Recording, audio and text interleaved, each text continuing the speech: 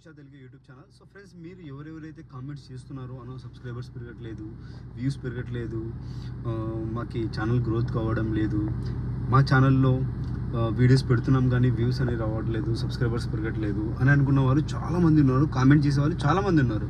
So నేను ఎప్పుడైతే కామెంట్కి reply ఇస్తానో so నా కామెంట్కి తగ్గట్టు రిప్లై కూడా రాదు.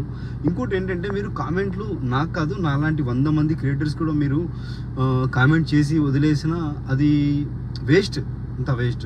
ఒక కామెంట్ చేసి మీరు చెప్పినట్టు విని ఫాలో అవుతే మీకు కూడా ఒకసారి ఇక్కడ స్క్రీన్ పైన కొన్ని ఛానల్స్ చూపిస్తాను.